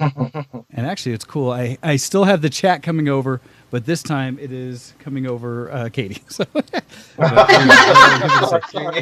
no, I wasn't sure if I was going to be able to maintain the chat. It actually works out really well because this is the first time that we've done our show where we have all four windows being occupied by such lovely faces. So everybody, we are excited to welcome to the show the Accidentals. On today we have Sav and we have Katie joining us to have a bit of a discussion. Welcome both of you. Thanks for having us. Yeah, happy to be here. Yeah, very excited to meet you guys in person. It's always weird. We've experienced ourselves when you hear somebody for so long, and then you finally actually get to chat to them. It's a very strange experience. Wayne and I used to listen to his podcast for years before I actually first spoke to him, and now we've been doing over 400 episodes of this show now together. So it's weird to now experience that same thing with you guys as well. But we're very happy to have you here. Thank you. So the Accidentals, you guys are here based in Michigan, right? Yes, we are based in Traverse City, Michigan, which is like the pinky of the mitten. But we also we've been part-time in Nashville starting at the top of this year. So it's been kind of cool to branch out into that scene a little bit. But yeah, Michigan's our home state. That's where we've been quarantined for the past few months. Cool. So about 6-7 months ago, I moved from Scotland, where I'm originally from, here to the US, and I actually just moved to Michigan. And when my wife and I and our two dogs decided to move over here, we stumbled across your song, Michigan and Again, and it became the theme for our move to the US, and actually helped us convince us that this could be a home for us. So it became a very special song to us. We saw you guys live at the Yule Ball a few months ago, and there's some pictures floating around Facebook of my wife and I having a sort of slow dance away from everybody else. You're kind of having a beautiful moment listening to you guys sing that song. Now, were you all dressed as Harry Potter characters, or did we dress up? Which one? Well, I was dressed up in a general suit because I didn't have anything else. We actually decided to go on the date, so we had nothing planned whatsoever. We dressed up as just smart dress, but we ended up. I have to tell you, the Yule Ball was like a huge highlight for us. Like we play so many shows. We do like 200 shows a year, and like last year we're like. We're gonna take December off. We're gonna like stay home for the holidays, and then they reached out and they're like, "You guys want to play this Harry Potter themed concert? Like, there's gonna be like butterbeer, and there's gonna be like a snake petting zoo, and like a big dragon and all this stuff." We're like, we are so there. Yeah. So I was gonna say, if that's the first show that you saw us play live, we were dressed up in complete character. Like Michael, our drummer, he's got the big fluffy curly hair, so he was like completely dressed as Hermione. And I did his eyeliner. I'm rather proud of it. Yeah, there were some great characters that night. I remember seeing Hagrid going around, and I'm 6'3", and I remember I had to look up at this guy like, oh my god! Yeah, it was a very special evening, and I'm glad you guys enjoyed it as well. So you said over 200 shows a year? Yeah, we used to tour full time. We were actually on the road when this all went down. We were in Bentonville, Arkansas, teaching workshops for kids. We do a lot of alternative strings workshops, and we do some improvisation workshops and some songwriting workshops. And so we were kind of doing all three as part of a big thing in Arkansas with the Al Bell Foundation and a bunch of other really great organizations. But that got cut short, and we were supposed to head to Portland to finish recording our record. We ended up driving home, and actually recently we built the studio up here in this actual attic. So we're going to be finishing our record up here in Michigan, in our attic studio called Attic is Blue, because the walls are blue. So. Aww. I'm really sad that you guys had that all cut short, because that's a really sucky timing for all that to go off, I guess. And I think musicians around the world right now are kind of feeling that sort of, that pinch, lack of shows, things getting cancelled left and right, workshops. Are you guys doing okay otherwise? Is everybody healthy during this time? Yeah, it's funny. Our next record is all about perspective, and we started writing it before we had our trailer stolen, before we lost our van and trailer in a car accident, before this all went down. It all happened in 2019, and so we were thinking 2020 is our year. We're not gonna have any more accidents happen to us. And then this happened, and once again, it really does remind us that everything is about perspective, because you want to plan ahead and you want to keep going and push through all the hardship, and every once in a while it takes a moment to recognize that life is sort of like a plane, and that like when you're in an actual airplane it feels like you're not moving, and when you're on the ground looking up at one it looks like it's just crawling at the sky at this really slow pace, but in reality it's moving hundreds of miles per hour. And so one thing that we've learned is that we're constantly moving. It's just a matter of like you're moving at the exact pace that you need to be. And it's important to keep finding the silver linings in what we still have. So we've been practicing gratefulness as a result. And that's part of this series that we started called the Daily Breather on our Facebook, which is just a 10-minute break to practice gratefulness. Which I have to say, wow, that Daily Breather. Been listening to that, yeah. I've loved it. It's something that I look forward to each day, and I, in my own way, have been fortunate, I guess, because as I have been social distance, I have been at home. I am not able to go to work right now, and so I've been there for a lot of them to come live, which has been a lot of fun. And just, I like the perspective that you guys provide each day, a moment to take a breath, a moment to reflect, and just kind of something, especially your gratitude ones, things to be thankful for in your life.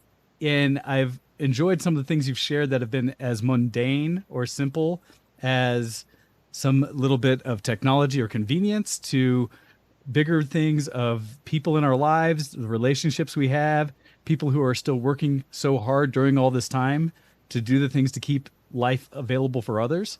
And so with all of those, I've been super appreciative to kind of get that perspective amongst all these things. It's been a breath of fresh air, if you will, in listening to your guys' series. Thank you so much. Yeah, we didn't really know what to expect when we started it, because we're like, this is like pretty consistent, like we're gonna do this every day. But as soon as we were quarantined, both of us, we have some family members who are immunosuppressed, and so we were pretty tight lockdown. And like, I don't know about you guys, but like me and my mom, we would just like lay in bed and like look at the news for the first thing and like get glued to our phones. And being so attached to a computer, because we also are able to work from home, there's so much stuff that we're working on now, even though we're not on the road. And so it's so easy to get like glued into our computer. And so we're like, let's do something that takes a tiny break away from that. And we wanted to do it first thing in the morning, but we're on musicians time, so noon is like first thing in the morning for us. We're like, let's just be realistic, like we can't do early in the morning. So noon was a good time for that. But yeah, when we started it, we were like, how are we gonna come up with like a thing that we're grateful for every day? Or like the book thing started kind of happening where we recommend a book every day, and then we got kind of like sponsored by our local book company to help promote them. So then it was like, how do we come up with a book every day? And it's actually gotten a lot easier than I thought it would be, especially the practicing gratitude part. That's cool. Yeah. That's really cool. We're big readers here as well, so we can definitely connect on the reading side of things. I don't think anybody's appreciated books as much as during the pandemic as well, because suddenly we're stuck inside, but you can escape to these other worlds, fictional or not, and it's a beautiful thing. We've got a large number of questions coming in from the audience. So the first one was actually from my wife. A little bit of nepotism there. Speaking of the Yule Ball, what is your Harry Potter house accidentals? Good question. So I've taken the test twice. Once because I was angry with the result, which I feel like says more about the time that I took it the second time than it does about the first. I got a Hufflepuff the first time and a Slytherin the second time. So I think I'm probably an even match. It just depends on what side of the bed I wake up on. So nice. Okay. I'm Hufflepuff all the way. I embrace it fully. I don't know what Michael. Do you know what Michael's is, Sam? Michael's a straight up Gryffindor. Yeah. Oh, nice. Oh, Yeah. Michael's our good-hearted Gryffindor boy. I can see that from everything he brings forth when he does his gratitudes and when he shares what he's been doing. It's like, yep, he's got that strong. And I wanted so badly to talk to Michael, if nothing else, but for the hair. Oh yeah, I felt very keen with him for that moment of just like, oh man, your hair is epic. I love it. I was thinking about that. So last night we were we have a Patreon page that we've been running since last year. It's been really amazing. We've done all kinds of stuff. We started a podcast. We've done weekly tour blogs. We do throwback album reviews over Zoom, and we do a book club once a month. And it's been so much fun doing a bunch of stuff. But we also have these things called Gatto parties, which you can see. I haven't cleaned up from last night, but what we did was we straightened Michael's hair, and just saying that I was going to straighten Michael's hair got more patrons within the week than anything else I've done. Like, oh, I'm going to start a podcast, nothing. Oh, we're starting a book club, nothing. We're straightening Michael's hair, 7 patrons in a day. Hello, we're here for it. Oh, that's awesome. Like, wow, people would literally pay money for that. Yeah. Yeah, they literally did. Yeah. No, I can understand. I think I've heard similar because I had friends of mine straighten my hair one time. Now, I feel for you because when my friends tried to straighten my hair, it took 2+ hours, I think. And afterwards, they were really disappointed because it only lasted for a few hours. And my hair instantly tried to come back. So they, after all that effort, they came back like, really? Really? Yeah, his hair took really well to it. I got it done in like 15 minutes, but I also do things like speed a light fast. I'm like, here we go. Go now. So Katie was able to braid his hair afterwards in the like little Willie Nelson braids. It was an experience. Awesome. It was a spiritual experience for everyone involved. That's great to hear. We have another question from the chat. How is the songwriting work shared? This is obviously more work related than the previous questions. Yeah. So what's funny is that we usually, like for years, even since we started the band, we would write very separately, like individually, and then we would come to our bandmates once we thought a song was done and arrange it as a 3-piece band. And recently, with this next record, we've been doing a lot of writing together. We're like, we'll still write the most of the skeleton and then bring it to the other people. But this time, like, we've been co-writing and adding lines together. And that's mostly due because we've been writing a lot with other people in Nashville as well. So we were writing with Maya Sharp, who's written songs for Bonnie Raitt and the Dixie Chicks. We were writing with Beth Nielsen Chapman, who's written songs for Willie Nelson and all kinds of people. And Roger Cook and Robin Ford, all these really amazing writers. And they were kind of helping us realize that writing doesn't have to be an individual process. It's great when it is, but it's also good to collaborate with your creative compadres. You know, it's good to work together as a team because oftentimes they'll have a perspective that you don't. It's the whole perspective theme of the album, and it'll help bring a song like 3 times more to life than it would have been before. That's awesome. That's beautiful.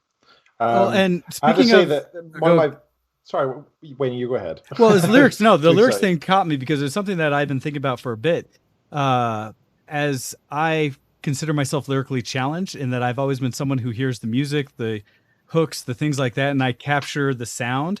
So one thing I will throw out, hearing a cello on anything makes me brighten up and happy, let alone all the other musical instruments.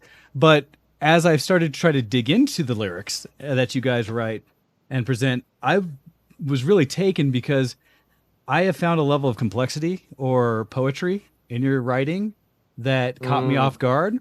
And it might be because I've also recently been introduced to Virginia Woolf as an author and started reading. And with that specific depth of, no, it's not about the plot in a Virginia Woolf thing, because the storytelling you may argue some levels of what's being presented overall, but it is the journey. It's how it's presented and the wit and just kind of again, that poetic level of writing that she provides, that when I started looking into your lyrics, I was reading like, whoa, wait, that's got levels to it, or just the way it rolls off is so beautiful. And so I've heard some of your interviews and seen some of the things that have been about some of the influences and people that you respond to that have helped direct how you guys make music. But do you see yourselves in that kind of poetic way or something? Or is that something that is just always been a characteristic or something you strive towards? How do you get to that, what I've seen as being very poetic writing? Wow. Well, Wayne, I feel for you because I'm definitely a music first person. And if you ever need cello, just give me a call. But I will sit on like a melody forever without coming up with lyrics. And I think like just lately I've been thinking a lot of our earlier work, we wrote in high school, and it was like this period where Sav and I met each other and we're like, you like indie music and folk music and rock music and jazz music? Me too. And then we just kind of like exploded with this new songwriting energy, and we had no filter. And so I think a big part of that was like, I was just like writing songs about like, roadkill and feminism and all this weird stuff. And I think that was like, for me, a big part of learning to write was just experimenting. And Sav, I feel like, taught me a lot about story-driven songwriting, because she was doing a lot of like writing short stories and novels and stuff before she started writing songs. So me, once we started touring, I kind of stopped writing for a while. And so I'm trying to like kind of reconnect with that kind of unfiltered approach, while also learning how to make a song cohesive and relatable. And there's just so many different ways you can make a song that been really fun to explore. Yeah. So I've got one of those questions that they start with the generic question, but I love to ask. What is your best and worst gig that you've ever done? Oh no. Well, the Yule Ball, we mentioned it earlier, was definitely one of the highlights.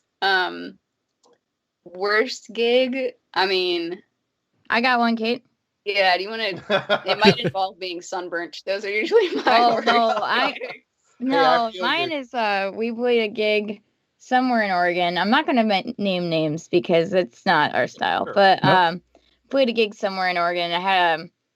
We had a situation where we were touring with a front of house sound engineer. We were using the house monitor engineer, and he kept turning on the monitors before our house engineer had a chance to change the gains. And so what that meant was every time a monitor came on, it would blast us with noise. And I'm an ex-audio engineer student, so I was kind of trying to politely be like, hey man, can we like wait until she's ready to go before we turn on the monitors? And he said, why don't you shut the F up and play your guitar?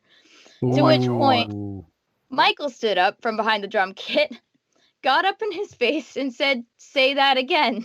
Oh my God. And our female engineer, her name's Lorraine, she came over and she took the iPad away from the monitor engineer and she said, that's enough. You can go sit down. I've got it from here. Wow. So that was like our worst. I would say that was like the worst thing for me because it really threw me off. I'm like, I claim to be very like, I'm gonna fight you. I know jujitsu and I have knives, but like I'm very like non-confrontational, and I didn't know what to do, and it really threw me off, and I couldn't focus. But I think what I learned is that we've always got each other's backs on the road, and that's really important. Yeah, and it was an experience I'll never forget, but I look at it in a much more hilarious and positive light now than I did at the time. So that was our worst, I think. What about you? What's the best, Kate? Oh man. Well, now I'm thinking about so many different ones.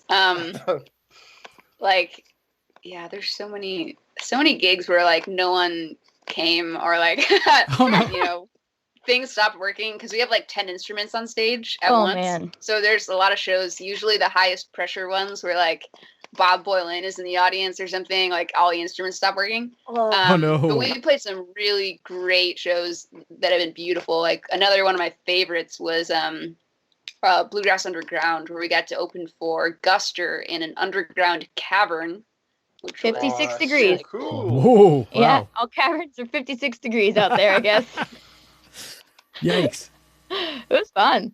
He climbed, what did he do? The lead singer, he climbed up the back of the stage and like disappeared into the rocks, and we were like, is that the show? Are we done? We were like, that's dangerous. Imagine that's risky. The acoustics in somewhere like that would have been crazy.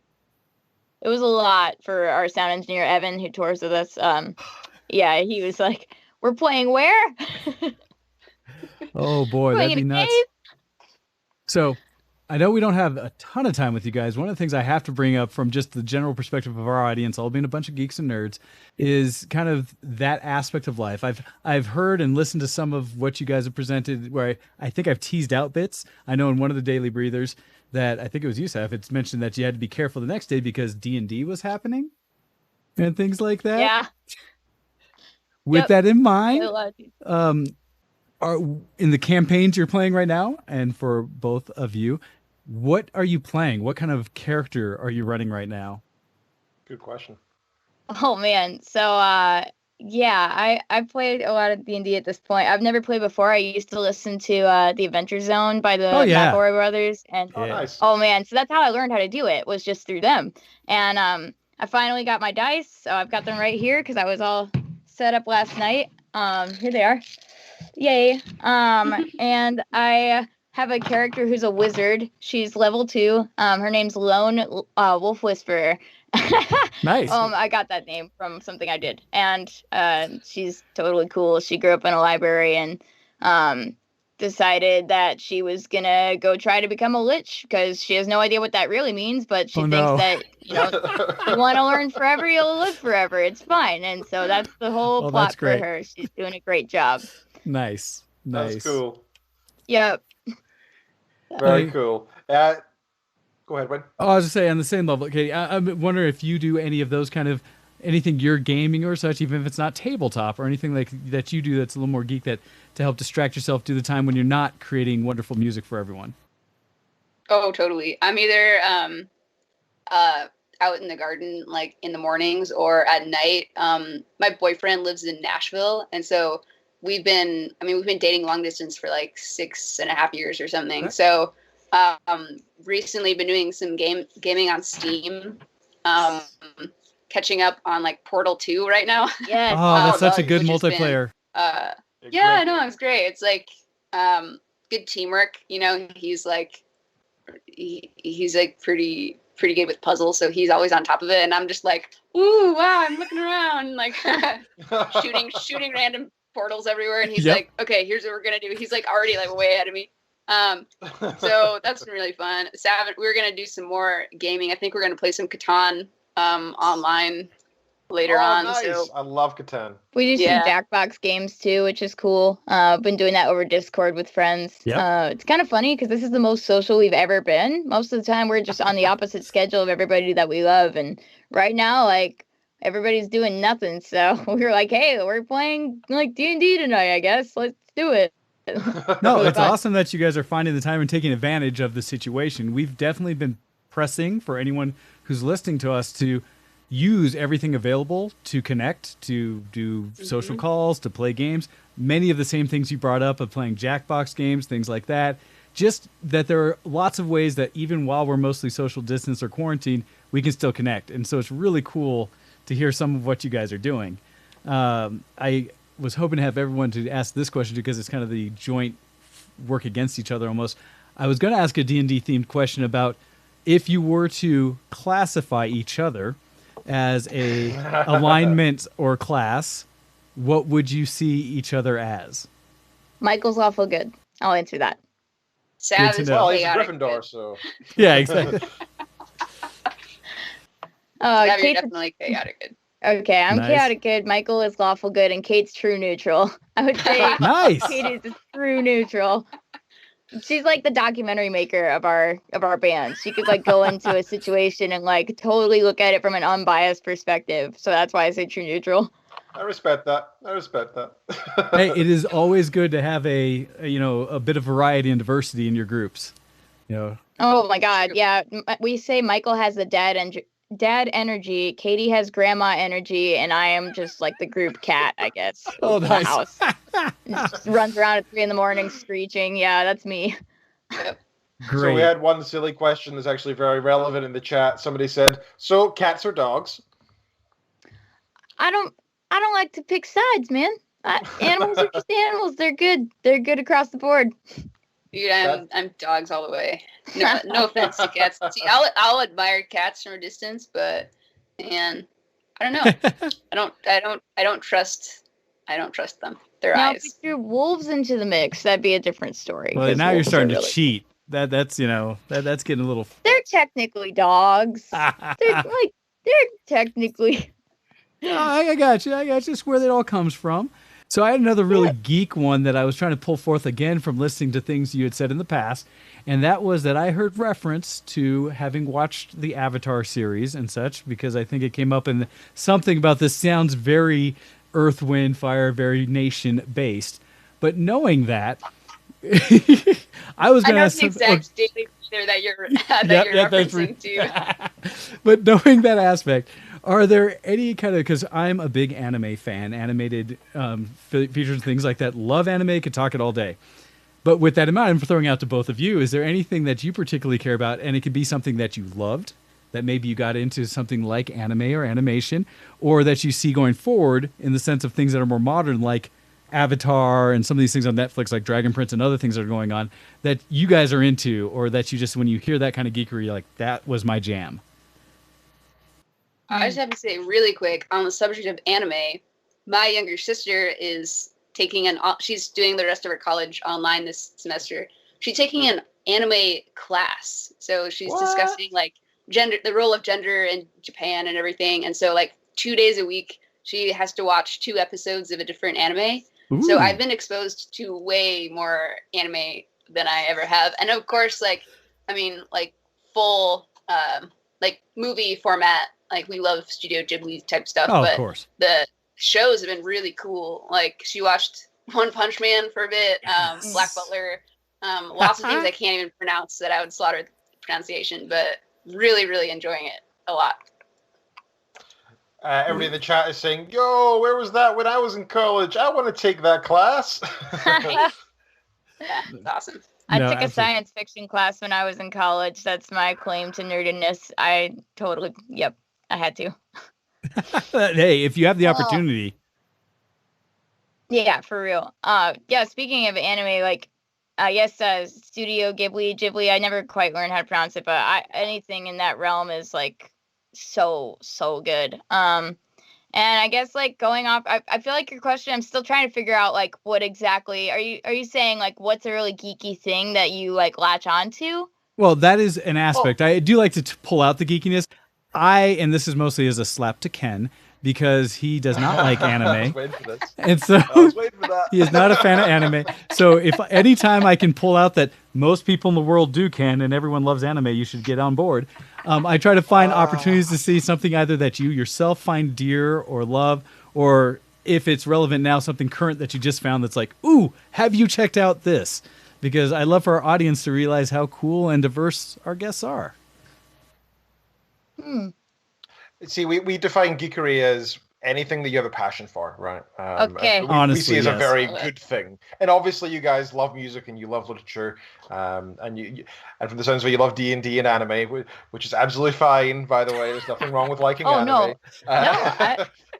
Okay, so my really geekiness into, like, probably OBS.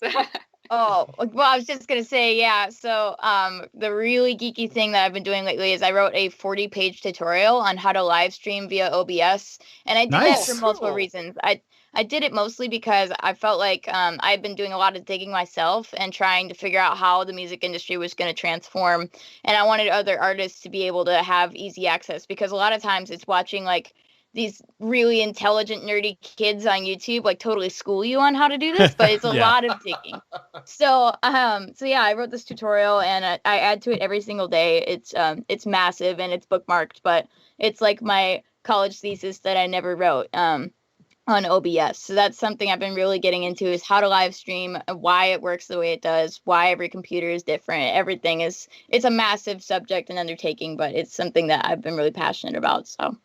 No, that's really cool, especially from us who transitioned from doing just audio-only podcasts back in the day to video streaming and figuring that out. And same thing, I'm using Streamlabs' version of OBS, but getting into the tools of the trade and figuring out what works best. And I apologize to the audience, anyone listening, when we first brought on, because I had forgotten in OBS to mute your guys' individual sources as I route you through the virtual audio that I'm using Voice Meter Potato to do our virtual audio mixing to bring it all together in one place. And so there was echo for both of you at the beginning until I said, oh yeah, shut those off. We didn't hear it, but the stream, I apologize. Right. We like to say that our stream is always a work in progress. You're doing great. So that's really cool. You're doing the OBS stuff. I love that kind of passionate project where you're like, oh, I'll just write a page, and then suddenly 40 pages later, you're like, what have I created here? For real, yeah. Well, that's the thing, is that there's so many places to do it at too. It's just like there's a million different ways to do it, and it's a fun little world to dive into. Cool. And plus, I did both my degrees in computing science, so I always love to hear people doing that sort of geeky thing as well. So we're reaching the end of our time here. Is there anything you guys wanted to bring up and point people towards to? Anything you're currently working on? Any links you want to share? Anything like that? Yeah, our Patreon is really fun. I'd say we have like 132 patrons on there now, and each one of them is like a family member. We've like met these people in person. We've shaken hands with them.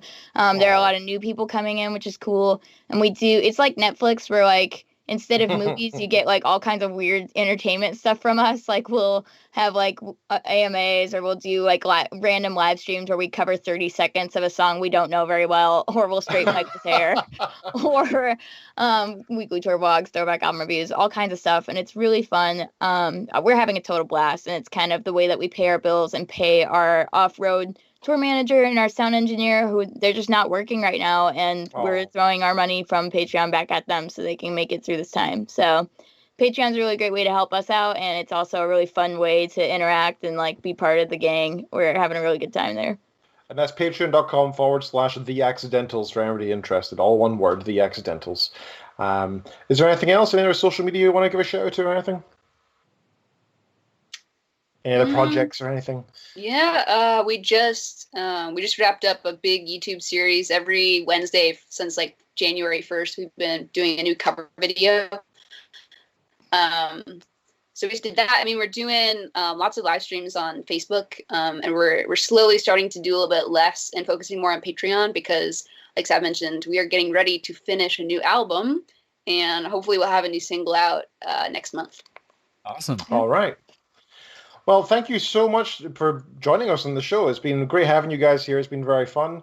I hope this pandemic, for everybody in the world, it gets, reduces in numbers and passes, and life can return to normalcy sometime in the near future. But I love that you guys are looking for the online platforms and seeing what you can do in the meantime, and the fact that you're trying to support your staff, I suppose, in the meantime, says a lot of good things about you guys and your band. And again, thank you so much for being on the show. We really appreciate it.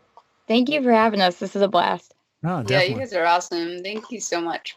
Thank you. Thank you for all the positive energy you guys do and for everything you keep throwing out there. We really appreciate it.